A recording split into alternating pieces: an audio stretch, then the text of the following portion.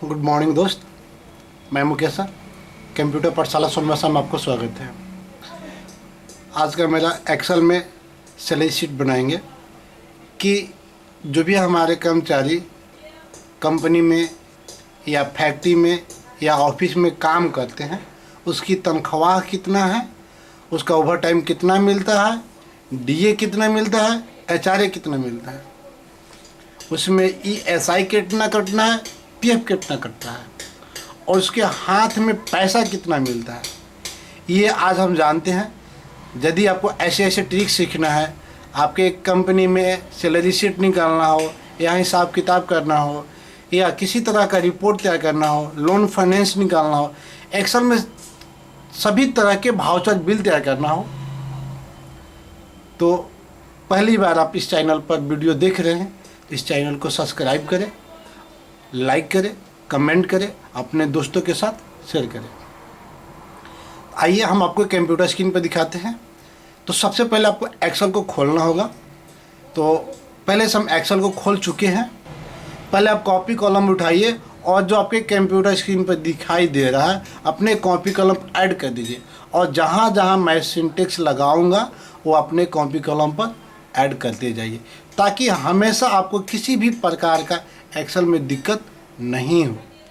तो data entry करने से पहले आपको हमेशा एक बात माइंड में बिठा के रखना है कि जब हम डाटा एंट्री करते भी हैं तो हमेशा ध्यान रखना होगा कि ये डाटा एंट्री जो सैलरी शीट है किस मंथ का है या किस साल का है। तो आइए हम एक मंथ का डाटा एंट्री या सैलरी शीट निकालते हैं। तो पहले आप कॉपी कॉलम लीजिए और जहाँ जहाँ आप टाइपिंग कर रहे हैं वो आप ऐड करते चले जाइएगा। तो सैलरी शीट यहाँ पर हम लिख देते हैं जून 2023, ये जून महीना का है 2023। ये जो कैपिटल है आप कीबोर्ड को कैप्स लॉक दबा लीजिएगा और छोटा लिख देना होगा। चलिए अब यहाँ पर आईडी लगा हुआ है। अब ये जो कर्मचारी का नाम लिखिएगा तो आईडी कितना है उसको तो CSP ऐसे टाइप कर दीजिए और सीधे यहाँ से ऑटो फिल के द्वारा खींच लेना है। यदि आप ऑटो फिल नहीं जानते तो इसके लिए हम आपको अगला वीडियो में बता चुके हैं, वो मेरा वीडियो देखिए, आपको ऑटो फिल सारा समझ में आ जाएगा कि ऑटो फिल का यूज़ कैसे करते हैं। अब यहाँ पर लिखना है नेम, हमारा नेम टाइपिंग हो गया। अब यहाँ पर डिजाइग्नेशन है। डिजाइग्नेशन मतलब तो आप समझ ही रहे हैं कि इसको क्या बोलते हैं, पद बोलते हैं। ये किस पद पर है। बेसिक सैलरी, उसकी तनख्वाह कितनी लगाया गया। अटेंडेंस, अब रही बात कि वो मंथली में कितने दिन वो काम किया, कोई 28 दिन करता है, कोई 23 दिन करता है ना, ऐसे काम करके। चलिए तो अटेंडेंस हो गया। सैलरी ऑफ वर्किंग, कहने के मतलब उसके काम के अनुसार उसको सैलरी कितना दिया गया, पैसा कितना दिया गया। बस समझ में आ रहा है, ये पैसा है, कितना पैसा है, इसको हम हटा देते हैं, आपको कैलकुलेशन करके बताएंगे। ओवर टाइम, वो 25 घंटा काम किया, एक महीना में 25 घंटा ओवर टाइम काम किया है या जितना काम किया उसको टाइपिंग अप कर लीजिएगा। जैसे 25 घंटा, 60 घंटा, 45 घंटा, 48 घंटा ऐसे काम किया। और अटेंडेंस हो गया, जैसे आप अरविंद है जिसकी सैलरी है 50,000, 28 दिन तक काम किया। देखिए यहाँ पर मीनिंग जो है आप सुधार लीजिएगा, हमेशा मीनिंग का भी मिस्टेक होता है मेरे दोस्त, तो आप लोग मीनिंग का है जो उसको सुधार कर लीजिएगा। अब मीनिंग कैसे सुधारते हैं ये आपको जानकारी तो है भी किया है। जैसे इसमें आप डबल क्लिक कर दीजिएगा ना और यहाँ पर जाकर एंटर कर दीजिए या इस पर क्लिक कर दीजिए, एफेक्ट्स में चले जाइएगा और यहाँ से भी टाइप कर दीजिएगा, आपको ये सुधर जाएगा। आपको इस वीडियो में शुरू से लास्ट तक बने रहना ताकि एक एक स्टेप को आपको समझना है। यहाँ पर सैलरी कितना हुआ है। अब यहाँ पर देखिए ये जो है DA, HRA, ग्रोस। तो DA क्या है ये हम समझते हैं। DA का मतलब होता है डियरनेस अलाउंस। आपको सैलरी के बाद में आपको आने जाना के जो खर्चा दिया जाता है महंगाई के अनुसार उसको बोलते हैं DA। और HRA का मतलब होता है हाउस रेंट अमाउंट। आपको सैलरी के बाद अलग से रूम किराया दिया जाता है कि आप हमारे यहाँ रहिए और नहीं तो इतना हम आपको पैसा दे रहे हैं, आप कहीं जाकर दूसरी जगह रूम लेकर रह सकते हैं। ग्रोस क्या है हम आपको इस वीडियो में बताएंगे, पहले इतना समझ लेते हैं। चलिए तो हमें ये देखना है कि एक मंथ है, तो एक मंथ में कितने दिन मान लेते हैं? 30 दिन। हमेशा ध्यान देना है, हम यहाँ पर 30 दिन के बता रहे हैं। ये 30 दिन की सैलरी कितना है? 50,000। कितना है? 50,000। तो आपको ये 28 दिन का कितना पैसा बना? तो पहले आपको एक दिन का निकालना होगा। इक्वल सैलरी भाग एक महीना में 30 दिन होता, आपको एक दिन का ये अमाउंट आ गया। आप कितने दिन काम किया? ये 28 दिन तक काम किया है। हमेशा ध्यान देना। तो इक्वल और एक दिन का सैलरी गुणे अब रे कितने दिन तक काम किया? 28 दिन तक काम किया। इंटर मार देंगे। इसका 46,666 रुपया सैलरी बना। नेक्स्ट समझते हैं मोहन का। तो मोहन का तनख्वाह कितना था? 35,000। कितना था? 35,000। अब 35,000 रुपये आपको निकालना पड़ेगा ना। तो उसके लिए क्या करना पड़ेगा? यहाँ पर पहले 35 रुपये निकाल दीजिए। इक्वल ये 35,000 भागे 30। आपको एक दिन का सैलरी इतना रहता है। इक्वल ये गुणे 30 दिन। आपको 35,000 हो गया। ये 25,000 का है। तो आप पहले एक दिन का सैलरी निकाल लीजिए। कितना दिन का? एक दिन का सैलरी निकाल दीजिए। चलिए, इसका 25,000 रुपये था, तो अभी इसका निकल गया। इक्वल एक दिन का सैलरी कितना दिन काम किया? 29 दिन काम किया है। 29 दिन। समझ में आ रहा है? तो अब ये 2 को बच गया। आप लोग आंसर इसका निकाल कर हमें कमेंट में बताइएगा। कंपनी ओवर टाइम 1 घंटे के कितना देती है? 750 रुपया। तो अब यहाँ पर देखिए, ये जो अरविंद है कितना घंटे ओवर टाइम लगाया है? 25 घंटा। तो चलिए यहाँ पर सैलरी आप निकाल दीजिए इसका। इक्वल अब यहाँ देखिए ओवर टाइम 750 है। 750 गुने ओवर टाइम कितना था? 25। आंसर आ गया। अगला का निकालना है तो 750 गुने कितना ओवर टाइमिंग है? 60। बात समझ में? अगला के निकालना होगा तो 750 गुने 45। अब ये 2 बचा, आपके लिए छोड़ दिए। समझ गए? अब मुझे अगला सीखना है डीए। क्या सीखना है? डीए। कितना दे रही है कंपनी? आपको अलग से 5% दे रही है। ये अलग से दे रहा है, इसमें नहीं। आपका तनख्वाह आपको 5% दे रहा है। तो चलिए हमें डीए निकालना होगा। तो यहाँ पाएंगे डीए के सामने इक्वल लिखेंगे। और आपकी तनख्वाह कितना है? 50,000 गुने 5%। ये अलग अलग निकालने के लिए हम आपको अलग लॉजिकल सिंटेक्स बता चुके हैं। वो मेरा वीडियो देखिए। यदि समझ में नहीं आता तो कमेंट में अपना ये राय सलाह आपको अलग से इसको भी बता देंगे लॉजिक फंक्शन लगाकर। लेकिन आपको एग्जांपल आपको 5% पर बता रहे हैं।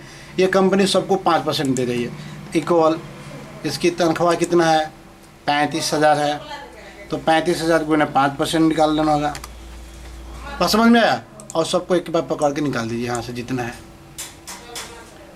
अगली आपको गलत आ रहा है तो इस पर क्लिक करके देख लीजिए कितना है।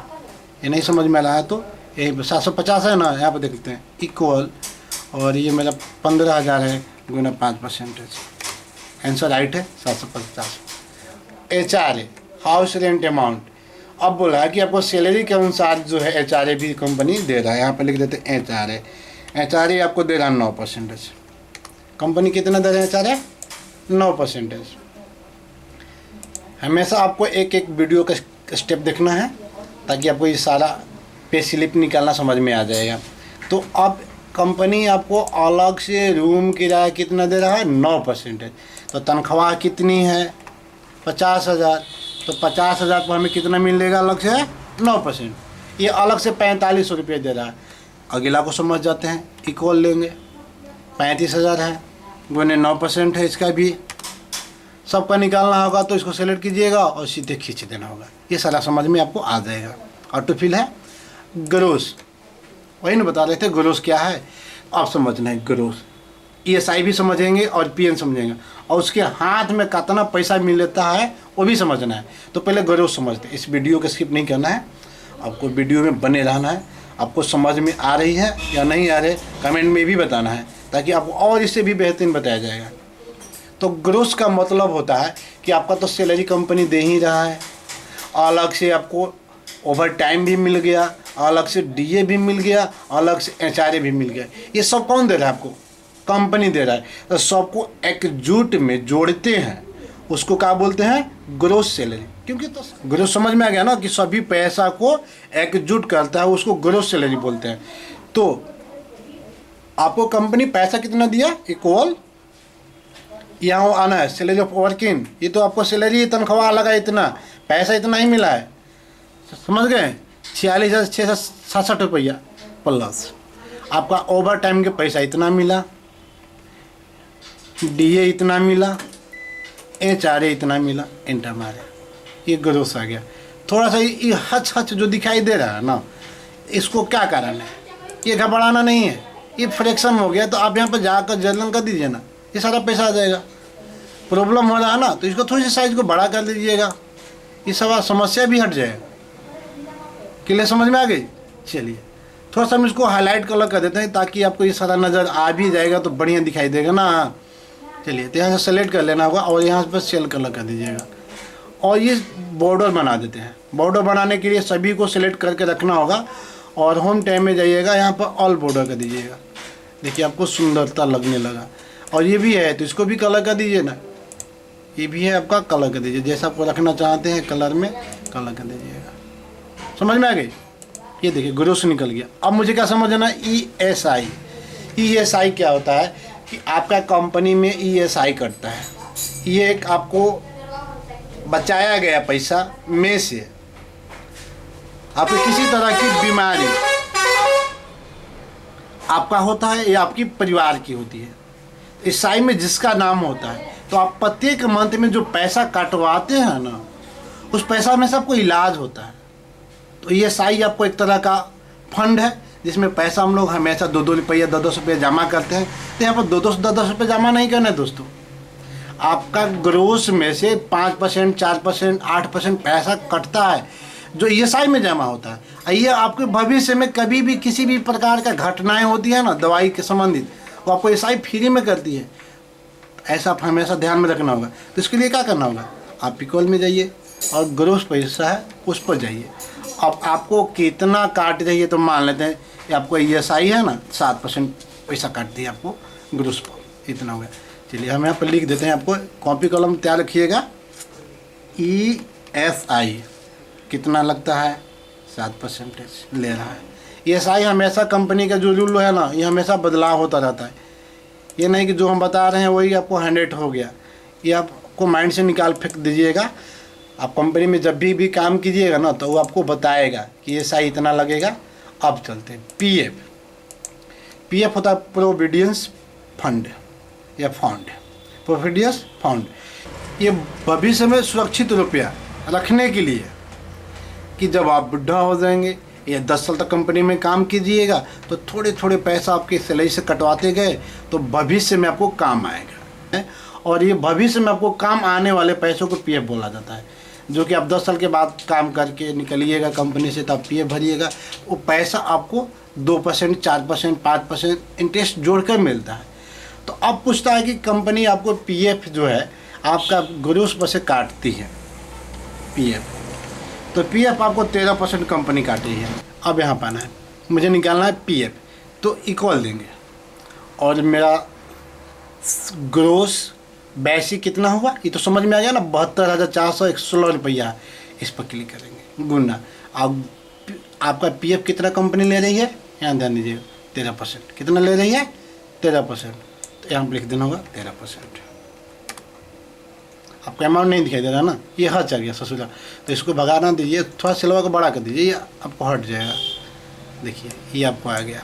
तो आप कॉपी कॉलम लेकर रेडी रहिए, जब जब बता रहे हैं उसको लिखते जाइए। इन हैंड का मतलब होता कि आपका जो कंपनी पैसा दिया और सैलरी में से कितना पैसा घटा, आपके हाथों में कितना पैसा कैश मिला, उसको क्या बोलेंगे, इन हैंड। बात समझ में आ रही है। तो अब हमारा कंपनी कितना पैसा दिया, 72,416 रुपया।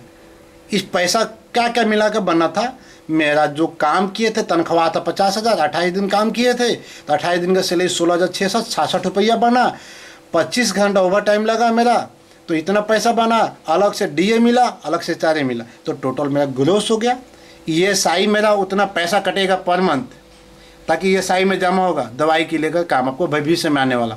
और PF आपके कमाया हुआ पैसा में से थोड़ा थोड़ा बचाना, भविष्य के लिए, उसको पीएफ बोलते हैं। अब आपको क्या करना होगा, इक्वल देना होगा। अब आपकी ग्रोस कितना है, इतना, ग्रोस पर क्लिक कर दीजिएगा। यह 72,416.67 लिख देना होगा, इक्वल। अब आपको ये साई घटा दीजिए, घटाओ, पीएफ घटा दीजिए और इंटर मार दीजिए। अब आपको पैसा हाथ में कितना मिला, 57,933 रुपये या 30 पैसा मिला। तो ऐसे हम सैलरी शीट पर मंथ का निकालते हैं। आपको ये सैलरी शीट समझ में आ गया होगा। तो प्लीज़ ऐसे ऐसे आपको एक्सेल में ट्रिक सीखने के लिए और salary sheet, pay slip, loan finance, data entry सीखने के लिए मेरे चैनल को सब्सक्राइब करें, ताकि आपको हमेशा न्यू वीडियो का न्यू नोटिफिकेशन सबसे पहले आपको मिले। नेक्स्ट लाइव में ऐसा ही लेकर आएंगे। तब तक के लिए धन्यवाद।